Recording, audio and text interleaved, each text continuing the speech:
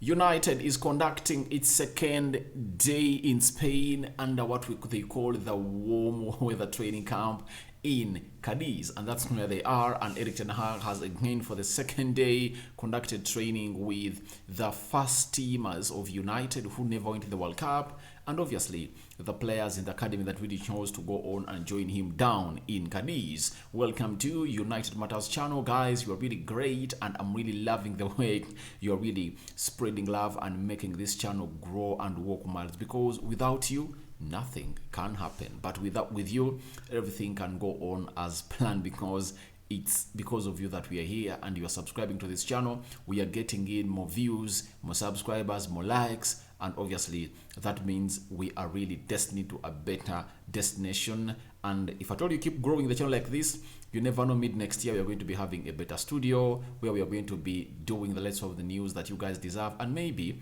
bring in or host some of you live in studio to give your views, especially on certain matters concerning Manchester United. Rokan David is my name, and obviously don't forget to go in the right bottom corner and smash the black button that has the word subscribe. Then you hit the notification bell that will enable you get notified every time we upload a video onto this channel. Obviously the channel is United Matters channel, not so. So today Brazil went through to the round of 8, that is the quarterfinals, and obviously there are players of United that really took part into this occasion, and that is only Casemiro. Brazil is known for having 3 United players, sorry, there are even 4 United players. Alex Telles got an injury and is out. He might even undergo surgery. The other player that was on the bench today is Freddy and Anthony. For them, they are not injured, but they never took part into the game of football. But Casemiro played 90 minutes in that game of football that saw Brazil beat South Korea by 4-1. And allow me bring you Casemiro's game by numbers in today's game of football, because it is really on me to let you know how United players are doing at the World Cup. Now, Casemiro's game by numbers versus South Korea: 86 touches completed, 84% passing accuracy, 6 ground duels won, 5 long balls completed, 4 tackles won, 1 interception and 1 clearance. That is Casemiro, the man who controls the midfield, the anchorman of Brazil. To me, he's the best in the world, and very soon people will get to know that he is really one of those that has gone ahead to clinch the top of the best CDM in the world, especially after this World Cup is done and him returning to the Premier League, obviously doing the usual. That is Casemiro celebrating, you know him how he does, celebrating everything. Shot 5 of Brazil. Casemiro playing into that midfield pivot of Brazil. Anthony was on the bench, was an unused substitute today in that game of football that saw Brazil beat South Korea by 4-1. Remember the game of Brazil versus Cameroon. He played some good minutes, but obviously he never impressed the manager at all, and Rafinha took back his position. So that is Brazil. Freddy Rodriguez was part of the Brazilian team that took part in the game at the 974 Stadium in Qatar that saw Brazil go through to face Croatia in the quarterfinals. Today or tomorrow, depending on where your other time zone, Portugal is going to play another team known as Portugal is playing what? Portugal is playing Switzerland, not so? They are playing Switzerland, and obviously Diego Dallo and Bruno Fernandes are going to be in contention tomorrow or today to do the needful to see to it that they really lift their teams to the round of 8. When you look at the United players that are in the round of 8, Casemiro, Freddy, Alex Telles, and Anthony. Raphael Varane for France, Harry Maguire, Luke Shaw, and Marcus Rashford for the English national team. So those are the players remaining into the World Cup, and let's wait and see whether they are really going to go ahead and make it to the levels where they're supposed to be playing right about now. So that is it, and that's what really went down in Qatar as far as the United update is concerned. Now let's get into how United players really went in for a morning training session in Cadiz, and it's obviously in preparation for the game that United is going to go ahead and play against a team which goes by the names of Cadiz Cadiz, sorry, Rio Betis. That is tomorrow on Wednesday. Now, this is Steve McLaren and Erik ten Hag arriving at the training ground where the players of United were in Cadiz, that is Spain. This is Tyler Fredrickson and Kobbie Mainoo. This guy, remember the name, Kobbie Mainoo, is one of those that I really hold in high esteem. I see him as a more improved Paul Pogba under good supervision and coaching of Erik ten Hag. I believe he's going to become a better player. And he's one of those players that I expect to see play part into the game of Manchester United as they take on the side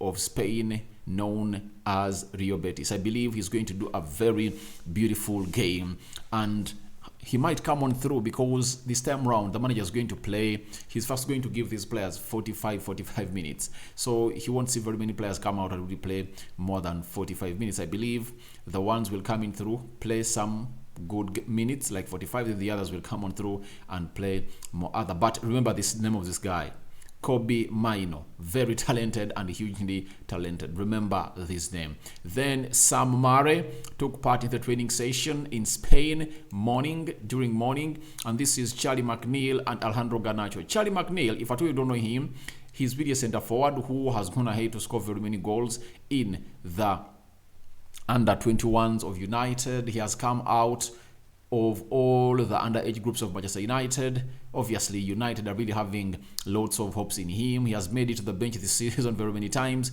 Erik ten Hag believes in him, and maybe he can turn out into a centre forward that is going to come in and score goals from the academy. You see, the problem with United, I've not seen a United graduate come out and score very many goals as a centre forward. I think Rashford came in as a centre forward, but he shifted into the left attacking side of the midfield. That's where he plays better. But he started off as a person who led the line for United. So let's wait and see what Charlie McNeil is going to do. But for Alejandro Garnacho, he is already an establishment into the first team of United, and the last game we played in the Premier League, he scored that winning goal against a team called West Ham. Not West Ham, a team called Fulham in the dying minutes. David De Gea and Victor Lindelof training and trying to have a chat together. These two have been at the club for some good time. David De Gea arrived in 2011 and Lindelof arrived in 2018. Not so? I remember him arriving in 2018. That is Victor Lindelof, obviously one of the players that Erik ten Hag fancies. Aaron Wan-Bissaka controlling the ball during the training, a player that Erik ten Hag doesn't believe in at Manchester United. That's why he's calling in for another right winger, and he wants Aaron Wan-Bissaka sold. This is Bernard Dishon. Very many players from the academy traveled with Manchester United, and Maxi Oyadele, one of the left-footed players doing the needful in the United winter. It's not the winter, it's a warm weather training down in Spain. Then Dubravka signed on loan from Newcastle. Obviously, he joined Manchester United. He made his debut when United was playing Aston Villa in the Carabao Cup, and he conceded 2 goals, but he really saved United some good amount of goals. And United went in through, and that's why we are drawn with Burnley, a game we are going to play at Old Trafford on the 21st of this month, meaning that we are left with how many days? 15 days from now to see to it that we play that game at Old Trafford. So you see how time flies fast. We went into the World Cup break, and obviously things never went the way we expect them to be, and we are missing the Premier League, and the break is going to be over in the next 2 weeks, and we're going to be watching the Premier League. That is Dubravka training with Manchester United. This is Norman Emeran, United player, left-footed, training with Erik ten Hag, and that is Nathan Bishop, another young star coming straight from the academy of Manchester United, obviously taking part in training with Erik ten Hag. Then this is Joe Hagil. He's also a centre forward trying to find himself into the first team of United. I believe he's one of those players that's going to get a chance to play tomorrow when United is playing in Spain against Rio Betis. Then Isaac Hassan Aron, Norwegian player. Very beautiful touch. Good midfielder. I saw him play for United in the friendly against Roy Volcano. He came up, played like some 10 minutes. He was a revelation. He has some good set of skills on him. Ten Hag holds him in high esteem. David De Gea, a goalkeeper that has been at Manchester United, the longest serving player at the club right now after the departure of Cristiano Ronaldo. And I believe even if Ronaldo was here, I think he has not been at United for a decade. But David De Gea came in 2011 when Ben Foster couldn't handle the situation at Manchester United as a goalkeeper. They brought in David De Gea. He got everything done, and that is why he's here at the club of Manchester United. That is David De Gea doing the needful and trying to be in goal for United. So that is David De Gea. Never went to the World Cup. He was not included there by the Spanish manager. That is Luis Enrique. Brandon Williams trying to do that skill of really putting the ball into that basket. Obviously, it's a drill that you have to go on and do because it helps you learn how to do the dinks and obviously do the needful in the game of football. Then Erik ten Hag having a conversation with his players. I see Victor Lindelof and very many others during the training session, but it was all smiles, meaning that he was happy with what these players were putting out on the field of play. Then this is Dan Gore, another player from the academy doing the needful to impress the manager. Shora Shoretie, a player that I believe has a lot of ceiling to go on and occupy at Manchester United, but I believe alone would be better to see him turn into a player that we think is going to be. This is Anthony Elanga, Victor Lindelof, and this is Aaron. You know him very well, the Norwegian at Manchester United. So those are the photos that we are taking at training, and obviously taking instructions in Erik ten Hag's instructions. The players, you see them around Erik ten Hag taking in his instructions because he was telling them to go on and do the needful, and obviously preparing for the game United is going to be playing against Rio Betis. That is tomorrow on Wednesday. And I believe today, later, I think first thing in the morning, I'm going to come up with a match preview of United versus Rio Betis, telling you who I believe is going to start and who I believe is not going to start. Then the rest will come in later. But obviously, it's going to be a very good game for United to see to it that we prepare for the resuming of the season at Old Trafford as we play two games that are going to be at Old Trafford on the 21st of December. This is the Carabao Cup. Is it fourth round? Burnley. That's the team you're going to play.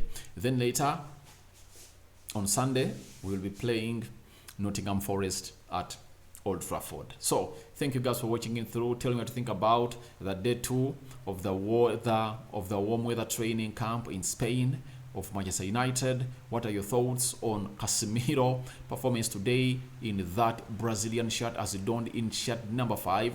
Then the other concern is all about Freddie and Anthony. They never stepped on the field of play today because the manager really thought that he had to see to it that every player that traveled in his squad got time to play in there for you. And Brazil is the only team in the World Cup that has seen all 26 players in their squad play a minute in the World Cup finales of 2022 down in Qatar. So Tite really got a very easy pass after they scored 4 goals in the first half, and he had everything to do. He even made a change for the goalkeeper, and the goalkeeper came on for Alisson, who made his World Cup debut, obviously waving bye-bye to him. So it shows you how good the manager is. Brazil is through, and United are having very many players at the World Cup. So we are having Malacia left the World Cup. We are having Rafael Varane, Diego Dallo, Bruno Fernandes, Casemiro, Fred, Anthony, Alex Telles, though he's on loan. The other player that we are having at the World Cup, Rashford,